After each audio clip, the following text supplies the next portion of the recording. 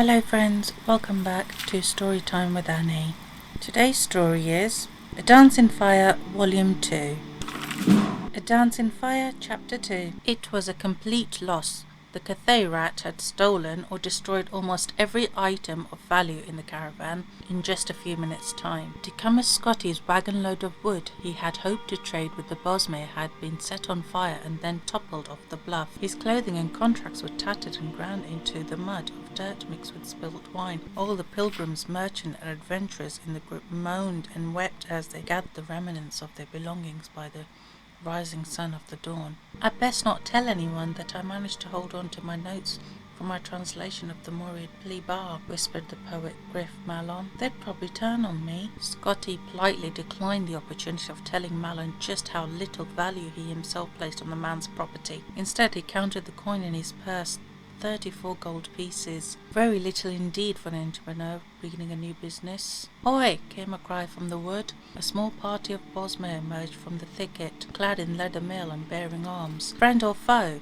"Neither," growled the convoy head. "You must be the Cyrodiils," laughed the leader of the group, a tall, skeleton-thin youth with a sharp vulpine face. "We heard you were en route. Evidently so did our enemies." "I thought the war was over," muttered one of the caravan's now ruined merchants. The Bosmere laughed again. "No act of war, just a little border enterprise. You are going on to Felinesti?" "I'm not," the convoy head shook his head. "As far as I'm concerned, my duty is done. No more horses, no more caravan. Just a fat profit loss for me."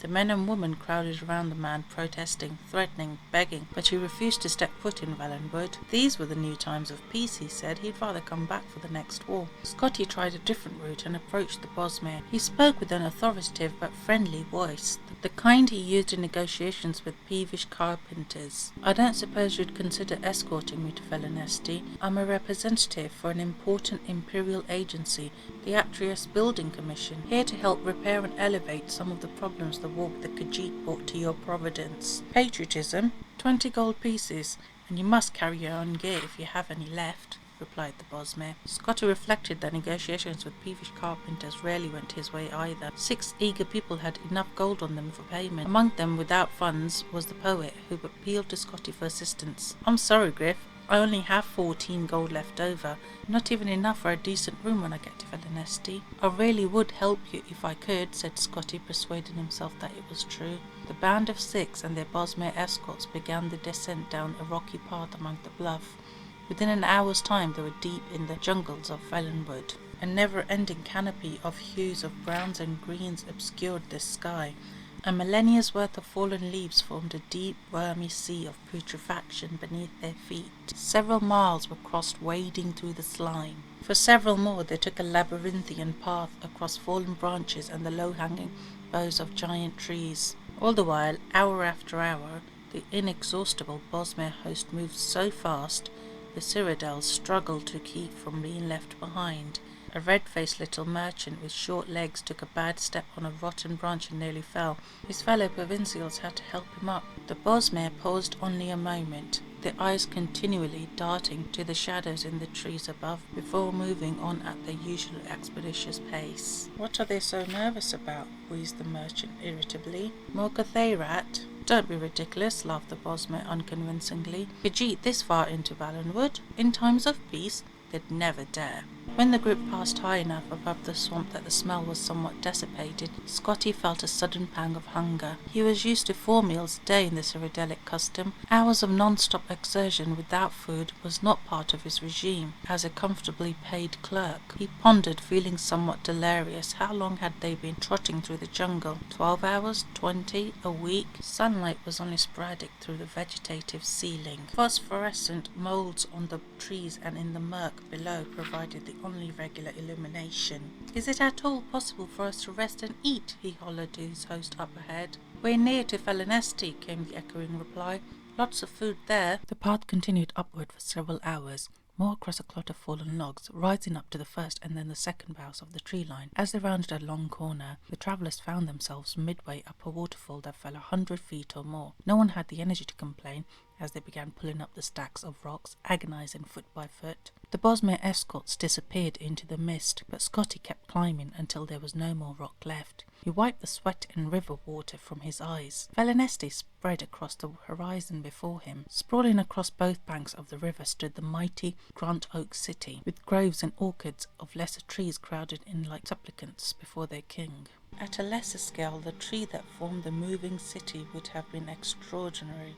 Gnarled and twisted with a gorgeous crown of gold and green, dripping with wines and shining with sap. At a mile tall and half as wide, it was the most magnificent thing Scotty had ever seen. If he had not been a starving man with the soul of a clerk, he would have sung. "There you are," said the leader of the escorts. "Not too far for a walk. You should be glad it's wintertide. In summertide, the city is on the very far end of the Providence." Scotty was lost as to how to proceed. The sight of the vertical metropolis, where people moved about like ants, disoriented all his sensibilities. "You wouldn't know of an inn called—" He paused for a moment and then pulled Juris's letter from his pocket. "Something like Mother Pascoe's Tavern?" "Mother Pascost?" The lead Bosmer laughed his familiar contemptuous laugh. "You won't want to stay there. Visitors always prefer the Asea Hall at the top house. It's expensive but very nice. I'm meeting someone at Mother Pascot's Tavern. If you've made up your mind to go, take a lift to Havel Slump and ask for directions there. Just don't get lost and fall asleep in the Western Cross." This apparently struck the youth's friends as a very witty jest, and so it was with their laughter echoing behind him that Scotty crossed the writhing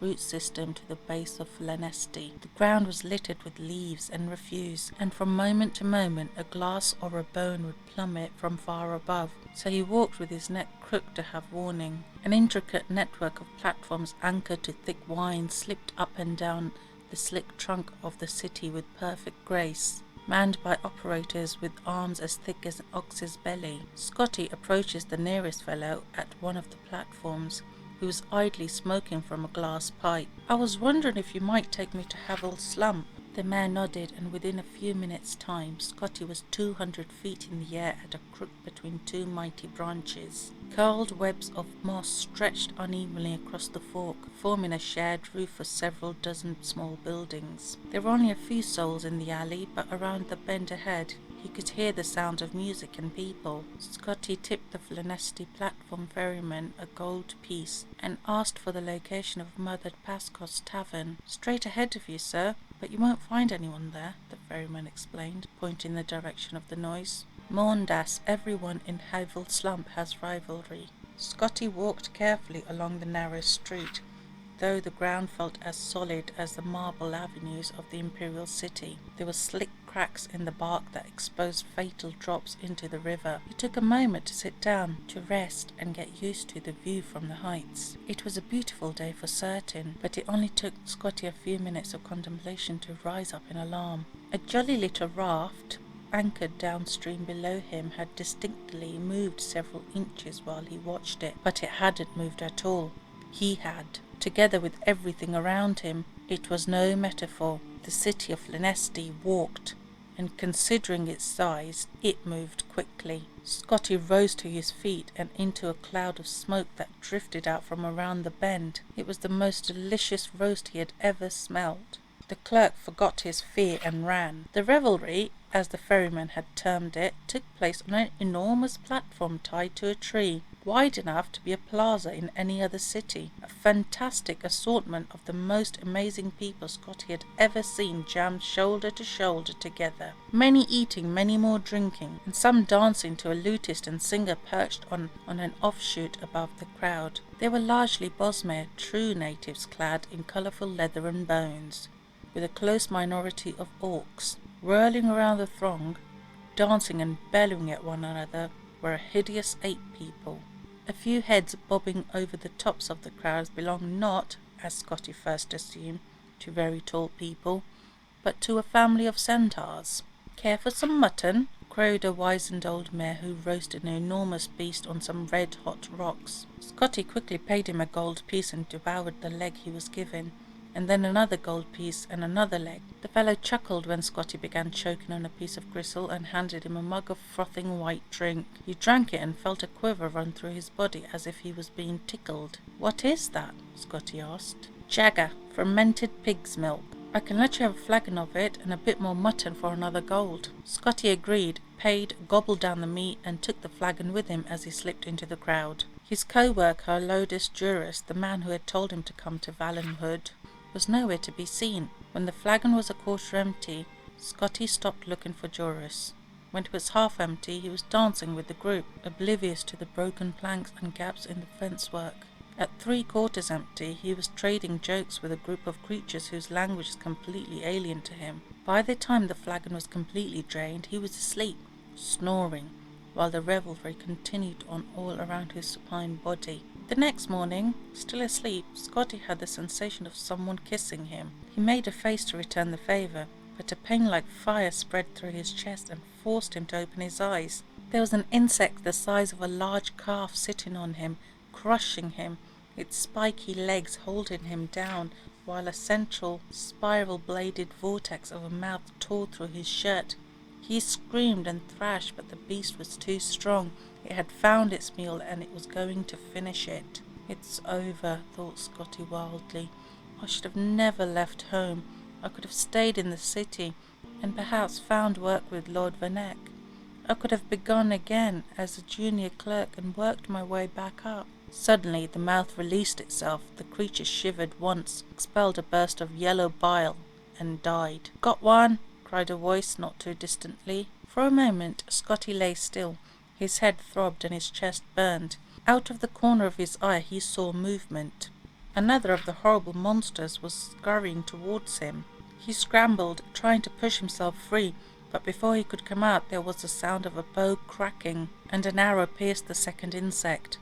"Good shot!" cried another voice. "Get the first one again. I saw it move a little." This time Scotty felt the impact of the bolt hit the carcass. He cried out, but he could hear how muffled his voice was by the beetle's body. Cautiously he tried sliding a foot out and rolling under, but the movement apparently had the effect of convincing the archers that the creature still lived. A volley of arrows was launched forth. Now the beast was sufficiently perforated, so pools of its blood, and likely the blood of its victims, began to seep out onto Scotty's body. When Scotty was a lad, before he grew too sophisticated for such sports, he had often gone to the Imperial Arena for the competitions of war. He recalled a great veteran of the fights, when asked, telling him his secret. "Whenever I'm in doubt of what to do, and I have a shield, I stay behind it." Scotty followed that advice. After an hour, when he no longer heard arrows being fired, he threw aside the remains of the bug and leapt as quickly as he could to a stand. It was not a moment too soon. A gang of 8 archers had their bows pointing his direction, ready to fire.